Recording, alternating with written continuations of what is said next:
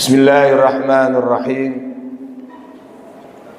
Assalamualaikum warahmatullahi wabarakatuh.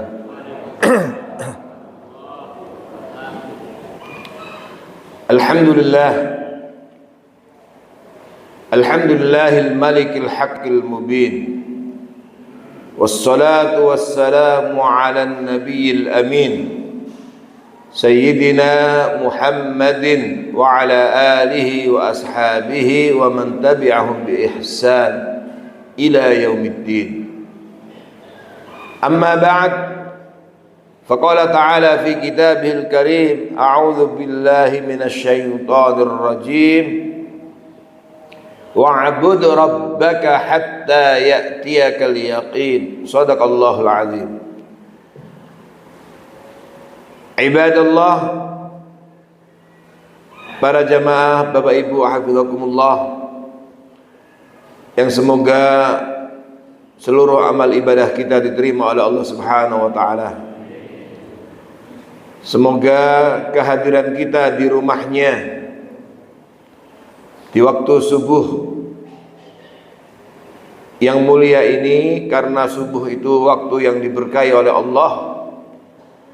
Dan Nabi selalu mendoakan umatnya yang beraktivitas dan beribadah di waktu subuh dengan doanya, Allahumma barik li ummati fi bukuriha. Ya Allah, berkailah umatku di waktu pagi harinya. Di waktu bukurnya itu adalah waktu subuh, waktu pagi harinya. Semoga sebagaimana Allah mudahkan kita mengisi aktivitas di waktu yang diberkahi Allah ini dengan ibadah, semoga kita semuanya nantinya benar-benar dimudahkan Allah untuk berkumpul kembali di surga Allah Subhanahu wa taala. Amin ya rabbal alamin. Kajian tafsir kita kali ini mengkaji ayat terakhir dari surat Al-Hijr, yaitu firman Allah Subhanahu wa taala, wa'bud rabbaka hatta ya'tiyakal yaqin, yang artinya, dan teruslah beribadah kepada Rabbmu, sembahlah Rabbmu, Tuhanmu, hatta ya'tiyakal yaqin, hingga al-yaqin yakni al-maut, kematian mendatangimu. Ma'asyiral muslimin wal muslimat hafizakumullah. Ayat ini turun ditujukan kepada Rasulullah sallallahu alaihi wasallam. Dan Nabi sallallahu alaihi wasallam adalah manusia terbaik, imamul muttaqin, pemimpinnya orang bertakwa, sayyidul mursalin, presidennya para rasul, para nabi, manusia yang jelas disebut di dalam Al-Quran, liyaghfira lakallahu ma taqaddama min dzambik wa ma ta'akhkhar, diampuni dosa sebelum dan setelahnya. Tapi bayangkan Bapak Ibu, terhadap manusia yang luar biasa seperti ini, Allah perintahkan wa'bud rabbaka hatta ya'tiyakal yaqin. Allah perintahkan nabinya agar terus beribadah dan menyembah Allah Subhanahu wa taala. Maka ayat ini memberikan banyak pelajaran-pelajaran penting dalam kehidupan kita. Dan ayat ini harusnya setiap detik, setiap menit, setiap waktu selalu kita ingat, supaya kehidupan kita ini senantiasa berada dalam koridor dan garis sesuai yang diperintahkan Allah. Bahwa tugas kita di dunia ini adalah untuk apa? Untuk beribadah, tidak untuk yang lain. Nah Ustaz, bukannya kita perlu kerja mencari nafkah, bukannya kita perlu untuk menyelamatkan dan menghidupi keluarga kita.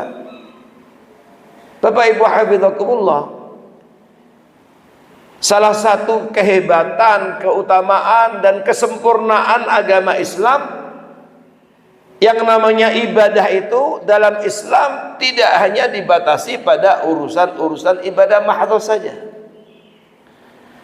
Makanya Allah Subhanahu wa taala tegaskan keberadaan kita di dunia ini diciptakan Allah Subhanahu wa taala bukan untuk yang lain kecuali untuk beribadah. Wa ma khalaqtul jinna wal insa illa liya'budun. Surat Az-Zariyat. Tidaklah aku ciptakan jin dan manusia, kita semuanya diciptakan Allah kecuali illa liya'budun, kecuali hanya untuk beribadah kepada-Ku. Nah, kalau kemudian kita maknai batasi ibadah itu hanya pada ibadah mahdhah, betapa sempitnya agama ini. Oleh karena itu para ulama dengan jelas dan gamblang mendefinisikan kepada kita bahwa ibadah itu cakupannya luas. Kullu qaulin au fi'lin, dia adalah sebuah nama untuk semua aktivitas kehidupan kita, baik ucapan, perbuatan, zahiran wa batinan, yang terlihat maupun tidak terlihat, yang kita laksanakan, semua itu dalam rangka ibtigha mardhatillah, mencari ridha Allah. Itu ibadah. Sehingga inilah yang wajib kita syukuri dalam Islam. Semua aktivitas kita 24 jam itu adalah hakikatnya untuk ibadah. Tidak ada yang tidak untuk ibadah. Nah, disinilah pentingnya kita selalu luruskan niat. Disinilah pentingnya kita selalu warnai semua amal ibadah kita itu dengan niat yang baik, supaya kebiasaan-kebiasaan, aktivitas-aktivitas, rutinitas kita ternyata semua itu bisa bernilai ibadah kepada Allah Subhanahu wa taala. Dan karena itu dalam melaksanakan aktivitas itu berpahala. Nah, kepada Rasulullah SAW saja Allah perintahkan seperti itu, apatah lagi kepada kita. Wa'bud rabbaka, perintahnya kepada Nabi, tapi kemudian diabadikan dalam Al-Quran. Al-Quran sebagai minhajul hayat, sebagai pedoman hidup kita, hudal lil muttaqin, hudal lin nas. Maka berarti ini juga hakikatnya sebagai pijakan dan pedoman hidup kita. Di antara pelajaran itu adalah pertama, Bapak Ibu saudara sekalian, adalah ayat ini tidak disebutkan secara tekstual, tetapi kita memahami ayat ini agar dalam menjalani kehidupan ini kita terus istiqomah. Dan disinilah Allah ingatkan agar kita tidak berhenti dalam beribadah kepada Allah. Maka kita harus terus beribadah, sebab semua ibadah itu, semua amal soleh itu, semua amal itu baru akan berhenti kapan? Hatta ya'tiyakal yaqin. Disitulah kemudian berhenti. Maka penting sekali kita untuk istiqomah. Memang berat ujiannya, memang tidak mudah, tapi tidak ada pilihan lain kecuali kita harus bersungguh-sungguh dalam mewujudkan dan menerapkan istiqomah dalam hidup kita. Sebab itulah jalan kebahagiaan. Jangan sampai seseorang menjalani kehidupan ini dalam kurun waktu yang panjang, tapi kemudian dia tidak semangat. Kita lihat sebagian saudara kita menghadapi berbagai macam ujian itu, banyak yang kemudian tidak istiqomah, tidak siap dengan menghadapi berbagai macam kesulitan hidup, dan akhirnya apa? Ingin menyelesaikan urusan dan kesulitan hidupnya dengan mengakhiri hidupnya. Na'udzubillah. Atau ada juga yang tidak sabar sehingga tidak istiqomah, menghalalkan segala cara. Atau ada juga yang kemudian menggadaikan idealismenya untuk kepentingan sesaat. Atau ada yang juga tidak tahan, tidak sabar dengan godaan, tantangan, ujian, cobaan, beragam fitnah hidup di akhir zaman. Tapi kemudian na'udzubillah, ada juga yang kemudian menukar akidahnya dengan sedikit secuil urusan dunia. Yabi'u dinahu bi'aradhin minad dunya, kata Nabi dalam sebuah hadis sahih. Ada orang yang tidak sabar, tidak tahan ujian dan cobaan yang dihadapi, akhirnya dia lepaskan seluruh atribut-atribut agamanya, akidahnya, dan bahkan kemudian siap beralih pindah ideologi, keyakinan dan agama hanya karena sedikit urusan dunia. Bi'aradhin minad dunya. Oleh karena itu, ayat ini memberikan pelajaran penting agar kita terus istiqomah. Fastaqim kama umir. Perintah Allah kepada nabinya dalam surat Hud, fastaqim kama umir.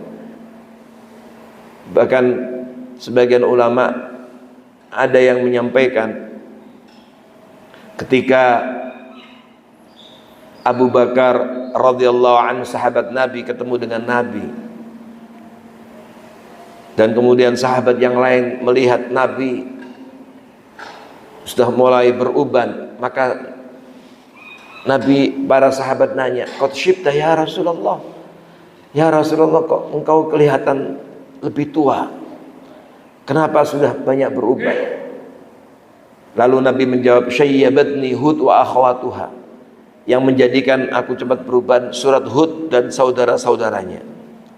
Nah, sebagian ulama mencoba meneropong dari ayat-ayat yang ada di dalam surat Hud ini, apa yang menjadikan Nabi kok cepat beruban itu? Ada sebagian yang mengatakan fastaqim kama umir.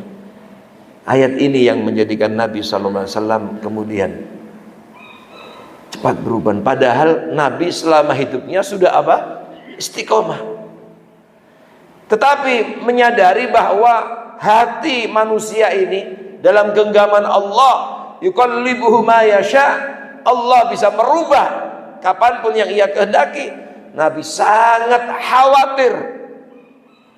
Kalau Nabi saja sangat khawatir, apatah lagi kita harusnya lebih khawatir. Makanya Bapak Ibu saudara sekalian, ada beberapa riwayat disampaikan oleh istrinya Ummu Salamah, juga oleh sahabat yang lainnya. Anas ibnu Malik juga meriwayatkan, Nabi itu diantara doa yang paling sering kedengaran, sering dibaca oleh beliau sallallahu alaihi wasallam adalah, ya muqallibal qulub, tsabbit qalbi ala dinik. Wahai zat yang maha membolak-balikan hati, teguhkanlah, istiqomahkanlah, tabahkanlah hatiku untuk selalu istiqomah di atas agama. Maka sebagian sahabat tuh heran, termasuk istri Nabi sendiri tanya. Dalam riwayat yang lain, Anas bin Malik juga nanya, ya Rasulullah, panjenengan kok sering sekali doa ini? Padahal kami tahu siapa Anda, orang yang begitu istiqomah, orang yang begitu rajin ibadah, manusia yang terbaik. Kenapa engkau begitu sering membaca doa ini? Maka Nabi SAW menyampaikan, ya, karena hati manusia itu dalam genggaman Ar-Rahman, genggaman Allah, zat yang maha. Yuqallibuhu ma yasha, Allah bisa saja merubah hati manusia itu sesuai dengan apa yang ia kehendaki. Maka kita minta kepada Allah agar kita istiqomah. Wa'bud rabbaka hatta ya'tiyaka. Dan disinilah Bapak Ibu, tidak boleh ada kata berhenti untuk ibadah kepada Allah kecuali telah datang mati. Maka wa'bud rabbaka hatta ya'tiyakal yaqin, kata para ulama tafsir, ini ayat mengajarkan kepada kita agar kita selalu istiqomah. Makanya Al-Imam Al-Hasan Al-Basri rahimahullah, di antara doa yang sering beliau lantunkan, yang kemudian sampai kepada kita diceritakan oleh para ulama adalah, Allahumma anta rabbuna warzuqnal istiqamah. Ya Allah, Engkau adalah Rabb kami dan anugerahkan kepada kami istiqamah. Bapak Ibu hafizakumullah, yang kedua, di dalam ayat yang singkat ini memberikan pelajaran penting kepada kita agar kita senantiasa memohon kepada Allah husnul khatimah. Memohon kepada Allah husnul khatimah. Karena fa innamal a'malu bil khawatim. Di dalam hadis sahih Sahih Bukhari, Nabi mengingatkan kita innamal a'mal bil khawatim. Karena ternyata penentu dari semua amal itu ada di penghujungnya. Dan Allah Subhanahu wa taala mengingat wa'bud rabbaka hatta ya'tiyakal yaqin.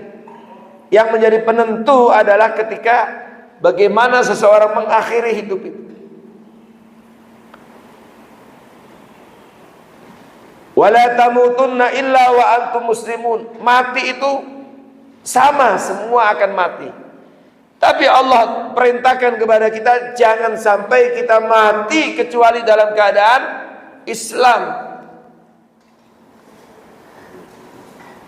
Dan dalam rangka meraih husnul khatimah itu Bapak Ibu adalah membiasakan dan kemudian mengamalkan secara kontinu dan tidak bosan apa yang sudah Allah mudahkan bagi kita beramal soleh. Sebab Bapak Ibu tidak semua orang diberikan kemudahan Allah untuk beramal soleh. Gak usah jauh-jauh. Yang mendengar azan itu banyak, betul? Tapi yang merespon azan berapa orang? As-salatu khairum minan naum.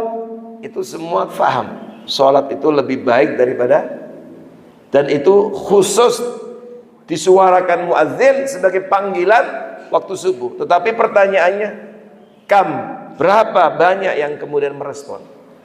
Ternyata tidak semua hamba Allah diberikan kemudahan Allah untuk melaksanakan ibadah. Maka bersyukurlah Allah memilih kita diberikan kemudahan untuk ibadah. Dan pilihan Allah ini menunjukkan bahwa Allah Subhanahu wa taala menginginkan kita kebaikan.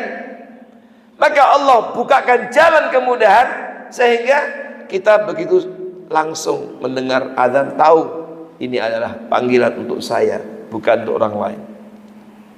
Kan sebagian orang mendengar azan itu seakan-akan panggilan untuk orang lain.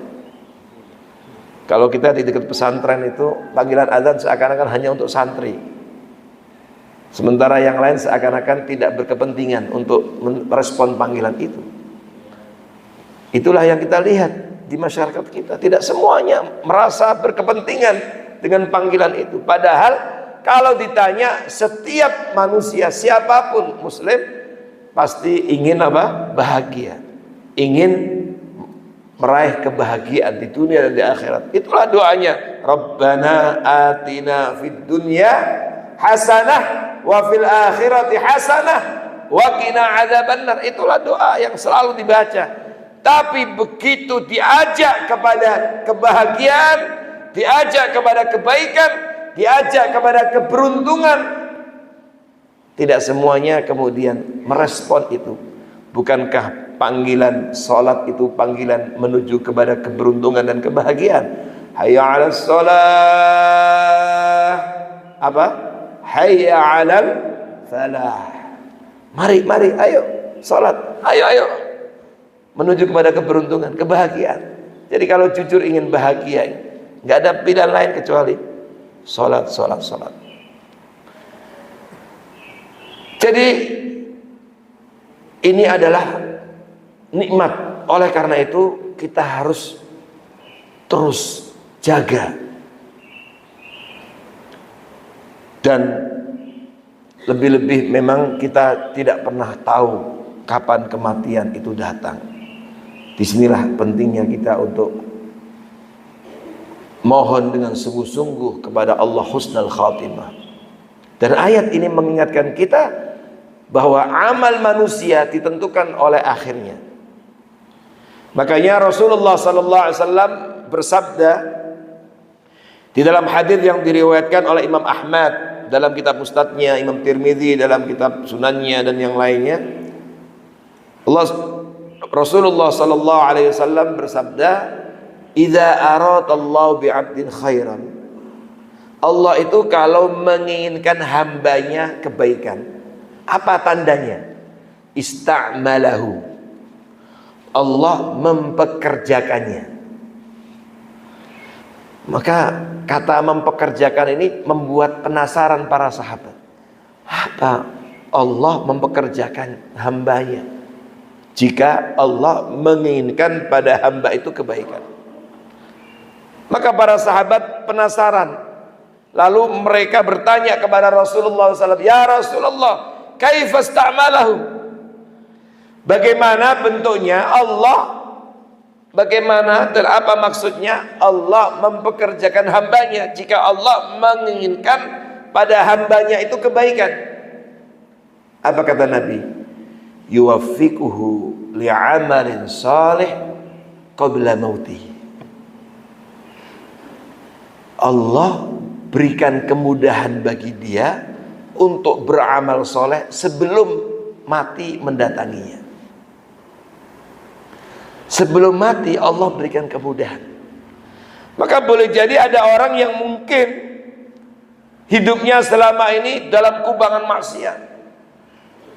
Ada yang mungkin menjalani hidupnya sekian lama dalam kubangan kemungkaran, dosa. Tapi kalau sudah Allah Subhanahu wa taala inginkan kebaikan, maka di akhir-akhir hidupnya dia bukakan jalan kemudahan, taubat, hijrah, dan akhirnya menjadi orang yang rajin ibadah hingga akhir hayatnya.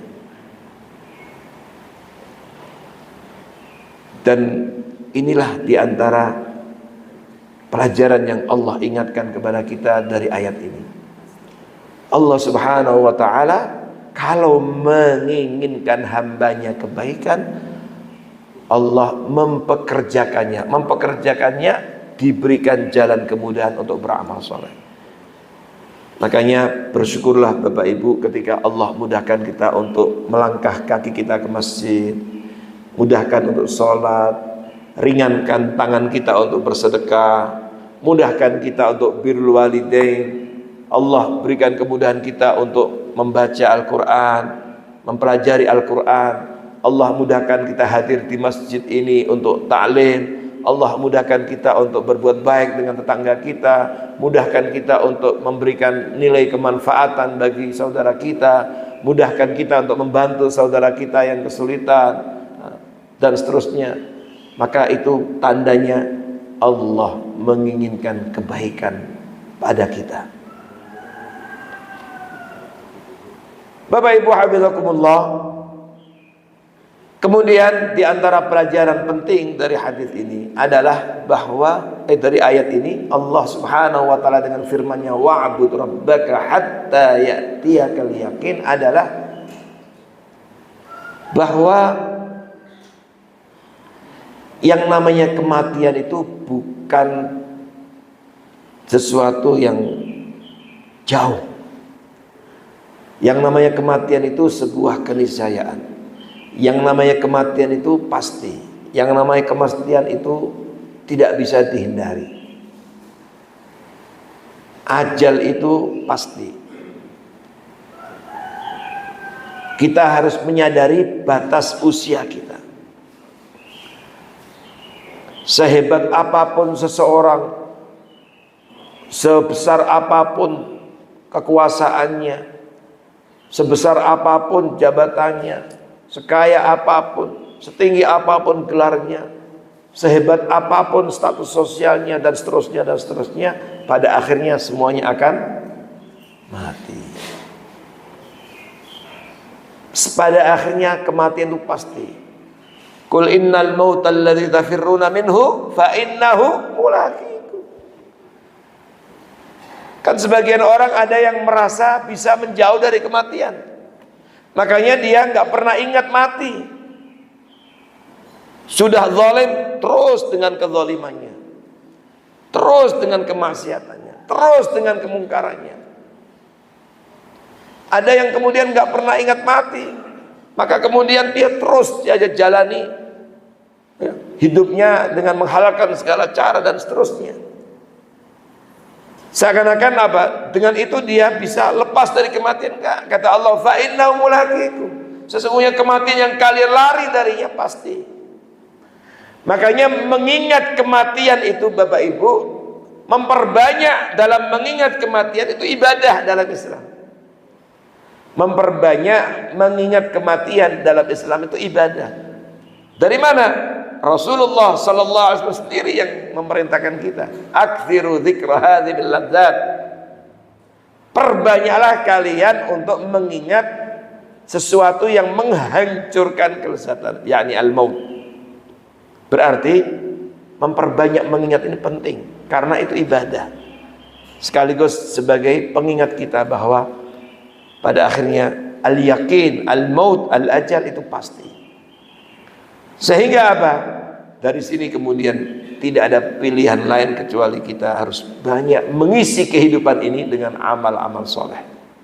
Memanfaatkan setiap kesempatan selagi nafas masih di kandung badan, hendaknya kita ukir, isi dengan beragam kesibukan, memperbanyak amal soleh. Wa'bud rabbaka hatta ya'tiyakal yaqin.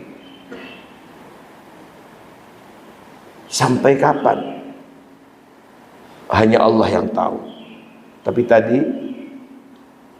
diingatkan bahwa kita semua sering mendengar usia umatku, kata Nabi, baina sittin wa sab'in, antara 60-70 tahun. Wa aqallu may yajuz dzalik, dan sedikit sekali kata Nabi yang melebihi dari 70 tahun itu enggak banyak.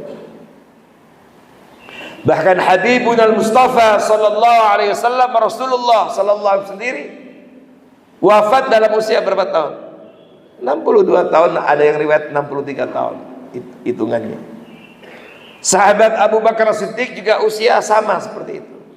Umar bin Khattab radhiyallahu anhu juga sama. Itu wafatnya dalam usia 60-an. Bahkan Bapak Ibu saudara sekalian, ada banyak ulama-ulama yang umurnya bahkan tidak sampai 50 tahun. Ada yang tidak sampai 60 tahun. Imam Muslim, pemilik kitab Sahih Muslim, yang oleh para ulama dikatakan Sahih Muslim adalah kitab terbaik setelah Sahih Bukhari dalam urusan hadis. Sahih Bukhari itu adalah kitab terbaik setelah kitabullah di muka bumi ini, setelah Al-Quran. Lalu setelah Sahih Bukhari, Sahih Muslim. Beliau Bapak Ibu hafizakumullah wafat dalam usia 57 tahun, nggak sampai 60 tahun. Mungkin di sini ada kajian Riyadhus Shalihin, ya. Siapa penulis Riyadhus Shalihin? Imam Nawawi, Arba'in An-Nawawiyah, yang mungkin Bapak Ibu ada yang sudah sering menghafalnya, yang berisi 42 hadis, Al-Arba'in An-Nawawiyah, atau kitab Riyadhus Shalihin. Penulisnya adalah Al-Imam An-Nawawi, Yahya ibnu Syaraf An-Nawawi. An-Nawawi di situ karena lahir di Nawa. Kalau sebagian saudara kita sekarang ada yang namanya Nawawi, itu karena orang tuanya pingin dinamakan anaknya dengan Nawawi supaya mewarisi semangat keilmuan Imam Nawawi. Di Mekah ada Imam Nawawi Al-Bantani karena aslinya dari Banten, penulis tafsir, ya, Tafsir Al-Munir. Itu ulama dari Banten, mukim di Mekah, Imam Nawawi Al-Bantani. Tapi kalau An-Nawawi yang pemilik Riyadhus Shalihin dan Arba'in Nawawi juga punya kitab Al-Azkar An-Nawawiyah, kumpulan doa dan zikir An-Nawawiyah. Juga beliau yang mensyarahi, menjelaskan hadis-hadis yang ada dalam Sahih Muslim. Itu dijelaskan oleh Imam Nawawi. Beliau ini lahir di Nawa, nama aslinya Yahya bin Syaraf, tapi populer dengan Nawawi karena lahir di Nawa. Nawa itu satu kampung sekarang ini ada di wilayah negara Yordania. Jadi daerah Syam sana, dekat dengan perbatasan Israel, dekat dengan Suriah. Nah, itu ada kampung namanya Nawa. Dan Imam Nawawi lahir di Nawa, lalu melanglang buana mencari ilmu sana kemari. Akhir hayatnya beliau kembali ke Nawa. Dan Bapak Ibu tahu berapa usianya, padahal kitabnya hingga hari ini terus dipelajari. Beliau wafat dalam usia 45 tahun. Singkat, tapi subhanallah, Allah berkahi umurnya hingga hari ini kitabnya terus dipelajari. Jadi itulah usia umatku antara itu tidak banyak. Memang ada yang kemudian sampai 90 tahun, ada yang 80 tahun, tapi tidak banyak. Maka menyadari bahwa kematian itu pasti, ajal itu pasti, datangnya tidak pernah permisi dan tidak bisa diprediksi, maka tidak ada pilihan lain seseorang hendaknya mempersiapkan diri untuk itu. Dan karena itu Bapak Ibu hafizakumullah, kita harus cerdas. Dari sekian banyak amal-amal soleh, jangan pernah melupakan ada amal-amal yang terus bisa menyertai kita hingga alam kubur dan akhirat. Maka kita harus cerdas membidik amalan-amalan yang bisa mengalirkan pahala yang tidak berkeputusan. Dan itulah yang diingatkan oleh Rasulullah SAW. Maka ayat ini mengingatkan kepada kita pentingnya menyadari bahwa kematian itu pasti, menyadari bahwa ajal itu tidak bisa dihindari pasti. Maka tugas kita adalah bagaimana kita memperbanyak amal soleh. Dari sekian banyak amal soleh, jangan lupa untuk membidik amalan-amalan yang bisa mengalirkan pahala yang terus menerus dan tidak berkeputusan hingga kehidupan setelah mati. Dan itulah yang diingatkan oleh Nabi SAW dalam hadis sahih. Ada banyak versi riwayat tentang hadis ini, tapi hadisnya ada di Sahih Muslim, ada di kitab hadis yang lain. Di antara versi riwayatnya yang mungkin Bapak Ibu sering mendengar, populer, idza mata ibnu Adam. Ada juga riwayat idza matal insan, apabila manusia meninggal dunia, in qata'a amalu, semua amalnya terputus, illa min salat, kecuali 3. Maksudnya apa? Semua terputus kecuali 3. 3 ini itu bisa terus mengalirkan pahala yang tidak berkeputusan. Yang lain terputus, tapi ini enggak terus. Namanya terus Bapak Ibu, orang itu setelah mati masuk ke alam apa? Kubur. Dan Bapak Ibu lihat kuburan itu ada yang tipe 45 kali 45. Enggak ada. Berapa luasnya? 2 kali 1. Mau kuburan raja, presiden, udah itu. Cuman beda tempat saja tapi dalamnya sama. Dan kubur itu kata Nabi, al-qabru zulmah, gelap. Jangan dibayangkan fasilitas lengkap, ada wifi, ada enggak. Sempit, gelap. Tapi ketika Nabi mengatakan semua terputus kecuali 3 dan ini bisa mengalirkan pahala, maka amalan ini yang nantinya bisa menjadikan seseorang ketika dikubur lapang. Ketika dikubur yang gelap itu menjadi terang. Dan itulah yang kemudian disebut dengan naimul qabr.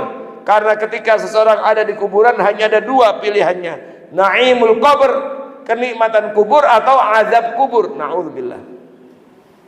Azab kubur itu ada, nyata. Jangan percaya dengan tulisan profesor, doktor, siapapun yang menafikan azab kubur. Karena ada buku-buku orang yang gak meyakini adanya azab kubur. Terlalu banyak dalilnya Bapak Ibu adanya azab kubur itu. Salah satu dalilnya adalah saat ini Fir'aun itu disiksa di kubur, huduwa wa asyiyah, kata Allah. Itu tafsir para ulama tentang ayat itu, disiksa sepanjang hari, pagi, sore, terus disiksa di kubur. Termasuk dalil azab kubur adalah doa yang Nabi ajarkan untuk kita baca di akhir tasyahud kita. Allahumma inni a'udzubika min azabi jahannam wa min adzabil qabr wa min adzabi jahannam wa min fitnatil mahya wal mamat wa min syarri fitnatil masiihid dajjal. Kita diperintahkan Nabi, diajarkan Nabi untuk berdoa meminta perlindungan kepada Allah dari 4 hal tadi. Salah satunya azab kubur. Selain neraka jahanam, fitnah kehidupan dan kematian, dan fitnah al-masih dajjal, fitnahnya dajjal. Kenapa kok fitnah dajjal kita minta perlindungan? Karena orang kalau nanti di akhir zaman mendekati kiamat, tanda besar hari kiamat yang sudah dekat itu munculnya dajjal. Kalau orang sudah ketemu dengan dajjal, makhluk yang bernama dajjal ini, dan itu makhluk beneran, tidak seperti juga penafsiran sebagian orang, oh itu dajjal hanya simbol, kadzab, bukan. Itu betul ada, nyata akan datang nanti akhir zaman dajjal. Maka ketika seorang bertemu dengan dajjal, susah dia selamat dari fitnahnya. Maksudnya susah gimana? Dia akan pasti terpengaruh saking lihainya, dahsyatnya, hebatnya dajjal. Makanya Nabi mengajarkan wa min fitnat wa min syarri fitnatil masih dajjal, dari keburukan fitnahnya dajjal. Nah, salah satu dari 4 itu adalah azab kubur. Makanya ada azab kubur. Makanya ada proses-proses di alam kubur itu yang menggembirakan, ada juga yang menakutkan. Ada hadis panjang. Kalau Bapak Ibu ada waktu, ada buku yang ditulis oleh Al-Imam Ibnul Qayyim rahimahullah. Udah banyak terjemah bahasa Indonesianya. Perjalanan Roh. Itu hadisnya panjang dalam Musnad Imam Ahmad oleh Al-Imam Ibnul Qayyim rahimahullah, diceritakan dalam bentuk buku. Bukunya nggak besar. Kalau nggak salah judul bahasa Indonesianya Perjalanan Roh atau apa itu, saya lupa. Tapi ada bahasa Indonesianya. Itu bagus. Itu ada apa? Ada ininya, ada ceritanya. Bagaimana seseorang kalau biasa amal buruk, di alam kubur dia sudah ketakutan. Kalau amalnya baik, maka di alam kubur sudah menyenangkan dan seterusnya. Nah, kembali kepada tadi, menyadari itu, maka disinilah pentingnya kita untuk senantiasa ingat tentang itu. Maka Nabi mengingatkan kita penting membidik amal. Apa itu?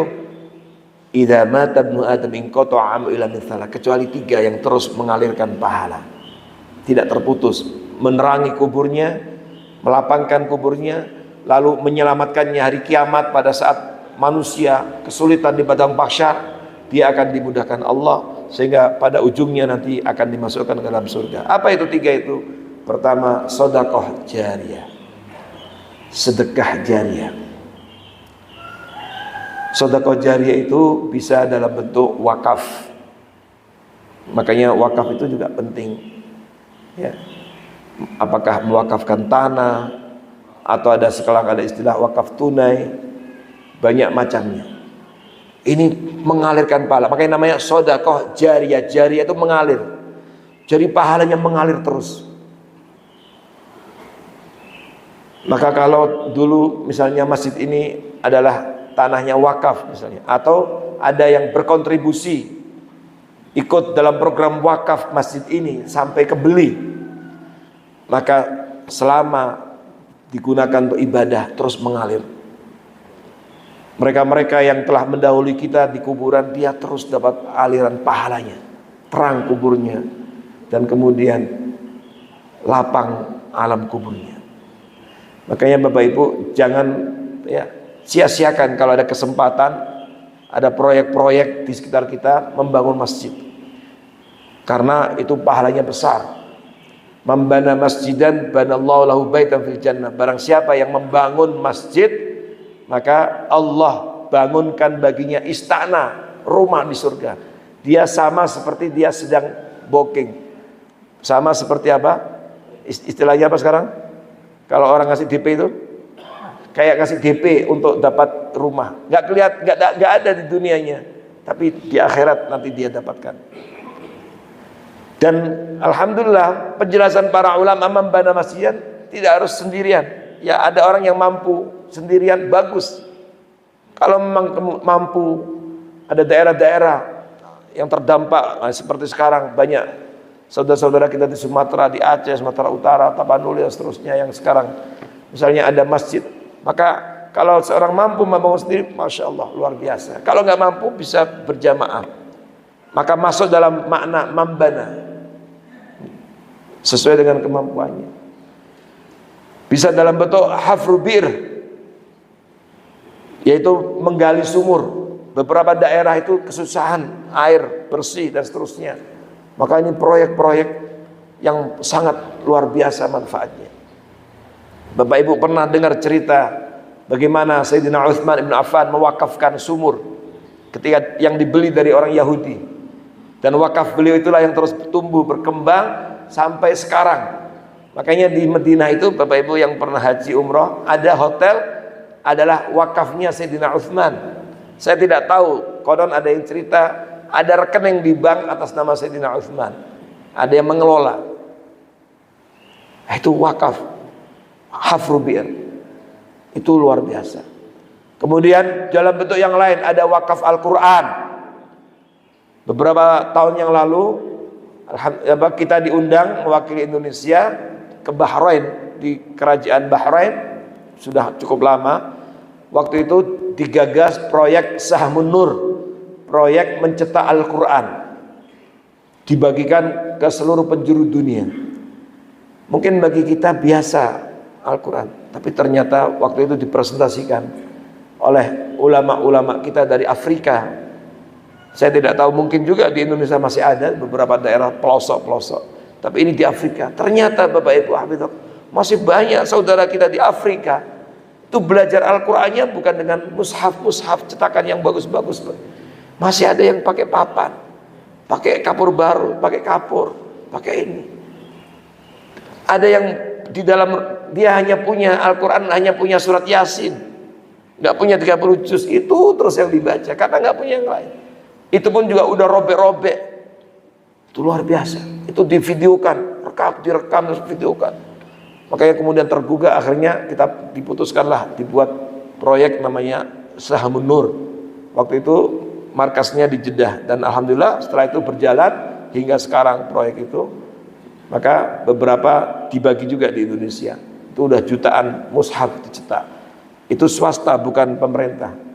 Ya, NGO, non government. Itu proyek. Nah, ini bagus, ini juga termasuk mengalirkan pahala yang tidak berkeputusan. Makanya bagi kita yang punya mushaf lebih di rumah, jangan biarkan saja masih dalam bungkusan, dibagi ke yang lain. Biar apa? Dapat pahala. Terus setiap dibaca Al-Quran itu, setiap kali itu pula mengalir pahala kepada kita, menerangi kubur kita, melapangkan kubur kita. Nah, ini juga termasuk sedekah jariyah. Dan Bapak Ibu hafizakumullah, mumpung harta itu dalam kekuasaan kita, milik kita. Karena ada sebagian orang yang kadang-kadang lupa bahwa kalau sudah mati itu sudah selesai, nggak ada lagi. Dan itu bukan milik kita lagi, berapapun nilainya, mau MM-an, mau triliunan, mau berapapun. Kan ada orang yang rakus itu, sudah punya kayak nggak selesai triliunan nilai angkanya. Mau berapapun, tapi kalau sudah mati selesai. Makanya Al-Quran mengingatkan kepada kita, jangan sampai muncul kesadaran mau berwakaf, mau bersedekah, mau berinfak ketika datang apa? Kematian. Itulah yang Allah ingatkan di akhir surat Al-Munafiqun. Wa anfiqu mimma razaqnakum min qabli ayyatiya ahadakumul maut fayaqula rabbi laula akhartani ila ajalin qarib. Allah perintahkan untuk berinfak, wakaf, bersedekah dari apa yang kami rizkikan kepada mimma razaqnakum. Kata para ulama, mimma razaqnakum itu tidak harus semuanya. Bahkan Nabi pernah melarang ketika sahabat mau mewakafkan, mau mensedekahkan semuanya. Itulah hadis yang diriwayatkan Imam Bukhari Muslim di dalam kedua sahihnya, ketika Sa'ad bin Abi Waqqas radhiyallahu anhu diuji dengan sakit yang keras dan beliau merasa sakit ini akan menghantarkan kepada kematiannya. Pada saat itu dibisuk, dijenguk oleh Nabi, dia cerita, ya Rasulullah, inni rajulun dzumalin. Ya Rasulullah, saya punya banyak harta. Walam yarithur illa ibnati, dan aku tidak punya ahli waris kecuali putriku satu-satunya. Afa atasaddaq bimali kulli, bagaimana ya Rasulullah, boleh nggak aku sedekahkan semua ini hartaku? Kalau dia misalnya punya 100 miliar, aku berikan semuanya 100 miliar. Saya taruh baitul mal, udah terserah panjenengan kelola untuk kemaslahatan umat. Bapak Ibu, siapa yang menafikan kemuliaan sedekah, wakaf, infak tadi? Tapi ternyata Nabi melarang. Lah, jangan. Kalau begitu bagaimana kalau 2/3-nya lagi? Ya Rasulullah. Nabi mengatakan, lah, asyatr, separuhnya. Lah, jangan. Padahal kalau separuhnya, Pak, kalau 100 M, separuhnya berapa itu? 50 M. 50 M, wah, bisa untuk apa? Banyak yang bisa digunakan, 50 miliar. Tapi Nabi melarang. Padahal masih ada kan, berarti separuhnya untuk keluarganya, ahli waris. Tapi Nabi melarang. Sampai Nabi kemudian mengomentari ketika dia mengatakan, "Ats-tsuluts, bagaimana kalau sepertiganya ya Rasulullah?" Nah, pada saat itu Nabi tidak melarang. Tapi Nabi mengatakan, "Ats-tsuluts, kamu mau wakafkan sepertiganya, infakkan, sedekahkan sepertiganya. Ats-tsuluts katsir, sepertiga itu banyak." Kalau tadi angkanya 100 M, sepertiganya berarti berapa? 33 sekian. Banyak itu. Nah, sampai di sini kemudian para ulama mengambil kesimpulan hukum wasiat kepada sebelum meninggal, atau wasiat itu nggak boleh lebih dari sepertiga, kecuali ahli waris yang lainnya mengizinkan, menyetujui, dan itu harus semuanya, nggak boleh ada keberatan satupun. Tapi kalau ada yang keberatan satupun, gugur itu, karena nggak boleh. Nah, tapi ya itu udah, kata Nabi, sepertiga udah banyak. Nah, di akhir hadis itu Nabi menyampaikan, kenapa kok Nabi melarang? Innaka intadzara warathataka aghnia, ingat wahai sahabatku, sesungguhnya jika engkau meninggalkan ahli warismu, anak keturunanmu, keluargamu. Nah, ini harusnya pemimpin juga berpikir seperti ini, meninggalkan generasi masyarakat, bangsa dan negaramu dalam keadaan aghnia, dalam keadaan kaya, kuat ekonominya, mandiri ekonominya, khairun, itu jauh lebih baik daripada engkau tinggalkan mereka, anak cucumu, keluargamu, bangsamu dalam keadaan miskin, yatakaffafunan nas, kesana kemari meminta belas kasih manusia. Inilah Bapak Ibu Islam. Hadza huwal Islam. Inilah Islam. Hadis ini nanti kalau Bapak Ibu ingin mendalami, ini banyak dikutip oleh para ulama tafsir hadis ini ketika menafsirkan ayat 9 surat An-Nisa. Termasuk itu yang dikutip oleh Al-Imam Ibnu Katsir dalam tafsirnya. Nanti silakan dibaca tafsirnya secara detail.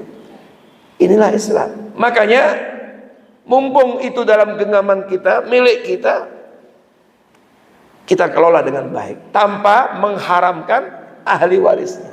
Tetap disiapkan, dialokasikan untuk mereka. Karena Allah menyampaikan dalam ayat ini, surat Al-Munafikun tadi, ternyata ada manusia yang kemudian menyesal dan mulai sadar ingin berinfak, ingin berwakaf, bersedekah ketika datang kematian. Min qabli ayyatiya ahdakumul maut. Begitu datang kematian, dia minta instruksi, ya Allah, minta ditunda sebentar saja. Maka ketika min qabli ayyatiya ahadakum fayaqul rabbi laul akhartani ila ajalin qarib. Kata para ulama tafsir, ajalin qarib tidak disebut masa yang sedikit itu, waktu yang sebentar itu. Untuk apa? Untuk memberikan gambaran kepada kita, karena ada orang yang untuk bisa memperoleh uang itu ada banyak cara, atau untuk mencairkan uangnya itu perlu waktu, tergantung.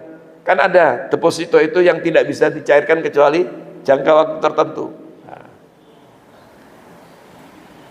maka disebut ajalin qarib, nggak disebut harinya berapa, waktunya berapa, menitnya berapa. Supaya apa? Supaya tergambar dari kita bahwa agar kita tidak menyia-nyiakan kesempatan. Mungkin ada yang, ya Allah tangguhkan sebentar, saya masih pengen haji dan umroh. Kalau umroh 9 hari, paket 9 hari. Tapi sekarang kan umroh bisa juga 2-3 hari. Mau haji maksimal bisa 5-6 hari selesai. Atau ya Allah tangguhkan sebentar saja, karena saya ingin menjual kekayaan saya, sebagian dari harta saya. Mungkin ada punya rumah berapa mau dijual, ada tanah yang mau dilelang, mau dijual, mau ini. Oh ya Allah tangguhkan sebentar saja, biar saya mau pergi ke bank untuk mencairkan deposito saya. Atau ya Allah sebentar saja, saya mau pergi ke ATM untuk saya keluarkan uang saya supaya bisa saya wakafkan, sedekahkan. Maka tidak disebut kapan, tapi ajalin qarib, sebentar saja ya. Untuk apa? Fa'asaddaqo, supaya aku bisa bersedekah, wa akum minas sholihin, dan supaya aku bisa menjadi orang-orang soleh. Apa kata Allah? Wala yuakhirallahu nafsan idza jaa ajaluha wallahu khabir ma ta'mal. Allah nggak pernah akan menunda atau mempercepat ajal seorang. Nggak ada terlambat setengah menit, nggak ada, atau terlambat 1 jam, nggak ada. Kalau sudah datang tibanya, khalas. Oleh karena itu Bapak Ibu hafizakumullah, mumpung, karena ada sebagian orang kadang-kadang nunda-nunda. Maka sebab kalau sudah meninggal dunia, mati, itu sudah bukan lagi milik kita. Milik siapa Pak? Milik ahli waris. Kalau ahli warisnya soleh, anak-anaknya soleh, solihah, alhamdulillah. Apa? Dia mungkin akan masih terus ingat orang tuanya, maka dia mungkin bisa alokasikan dari harta warisannya atau yang didapat dari pekerjaannya untuk berbagi sembako, diniatkan sedekahnya untuk orang tuanya meninggal dunia. Tapi kalau nggak soleh, akhirnya baru 1-2 hari, kata orang apa, belum kering ininya sudah rebutan, naudzubillah, dan bahkan sampai gugat-gugatan di pengadilan dan seterusnya, berantem dan seterusnya. Ini makanya mumpung ada dalam genggaman kita, sehingga wakaf sedekah itu milik kita, tapi tentu saja tanpa menghalangi ahli warisnya, tetap dialokasikan. Yang kedua, ilmu yuntafa'u bi, ilmu yang manfaat. Kita belajar, kita membaca, kita mendengar, lalu kita berbagi ilmu itu kepada yang lain. Makanya Bapak Ibu, kenapa dulu ulama-ulama kita itu kok begitu aktif mewariskan kepada kita karya-karya tulis, kitab-kitab, termasuk yang tadi kita sebut. Karena mereka tahu yang namanya umur itu ada batasnya, maka mereka karang buku-buku untuk memahamkan kita kepada agama ini.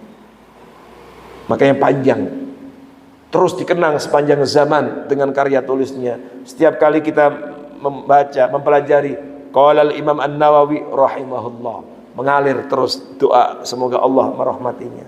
Qala al-Imam Bukhari rahimahullah, qala al-Imam Muslim rahimahullah, qala Ibnu Hajar Al-Asqalani rahimahullah.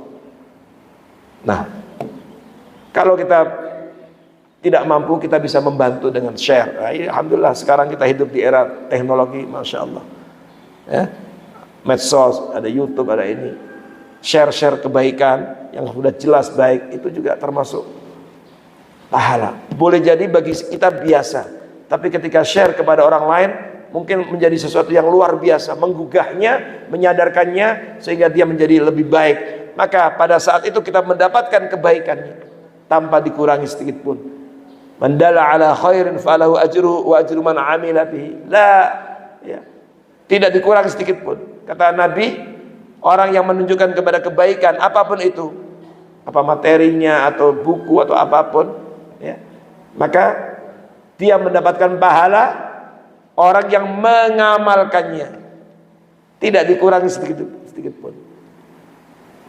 Menjadi inisiator kebaikan. Ini namanya ilmu yuntafa'u, ilmu yang manfaat.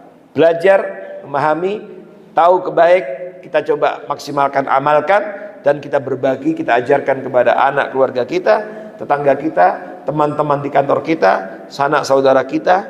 Dan masya Allah, sekarang kita hidup di zaman yang luar biasa. Dengan sekali penjet kita bisa memberi manfaat 1000 orang, 1 juta orang, bahkan seluruh dunia bisa mendapatkan manfaat itu.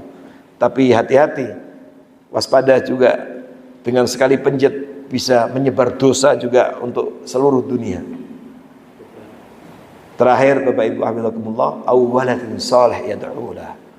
Di antara yang perlu kita bidik agar menyadari umur ini, usia ini ada batasnya, kematian pasti datang, agar terus mengalirkan pahala termasuk sampai alam kubur kita setelah mati dan seterusnya, maka perlu kita bidik amalan-amalan yang terus mengalirkan pahala. Yang ketiga adalah awwaladun shalih yad'ulah, meninggalkan anak yang soleh. Anak yang soleh yang senantiasa mendoakan orang tuanya. Itu apa artinya? Artinya kita jangan pelit untuk mengorbankan waktu kita, perhatian kita, tenaga kita, harta kita untuk kesolehan dan kesolehan putra putri kita. Mengantarkan ke sekolah, menemani belajar, membantu mengerjakan PR-nya, memilihkan sekolah terbaik untuk soleh dan solehahnya, dan seterusnya. Termasuk kita siap mengorbankan harta kita. Itu semuanya Bapak Ibu tidak ada yang percuma selama tujuannya untuk kesolehan putra putri kita. Karena anak-anak yang kita tinggalkan dalam keadaan menjadi anak yang soleh, solehah, itulah yang terus mengalirkan pahala. Kalau dia sholat, kalau dia menghafal Quran, kalau dia jadi orang alim, kalau dia jadi pemimpin yang adil, kalau dia jadi pejabat yang jujur, kalau dia jadi apapun, selama terus dijaga soleh dan solehahnya, maka terus mengalir pahala kepada orang tuanya pada kita. Inilah kepentingan kita untuk terus semangat dan sungguh-sungguh mendidik putra-putri kita menjadi anak-anak yang soleh dan solehah. Bapak Ibu hafizakumullah, tentu saja materi ini kalau diperbincangkan panjang, ya, ada 8 SKS tapi waktu terbatas, maka kita cukupkan sampai di sini. Mudah-mudahan Allah Subhanahu wa taala tidak mematikan kita kecuali dalam keadaan Islam. Semoga Allah menganugerahkan kepada kita husnul khatimah indal maut. Ada 3 doa kata para ulama yang dianjurkan untuk selalu kita minta dan baca dalam doa-doa kita. Pertama, Allahumma inna nas'aluka husnul khatimah. Minta kepada Allah husnul khatimah. Yang kedua, Allahumma rzuqna taubatan nasuha qablal maut. Ya Allah, anugerahkan kepadaku, kepada kami taubat nasuha sebelum mati. Dan yang ketiga, doa tadi, ya muqallibal qulub, tsabbit qalbi ala dinik. Semoga bermanfaat buat kita semuanya. Sebelum tutup, ada yang mau tanyakan, silakan.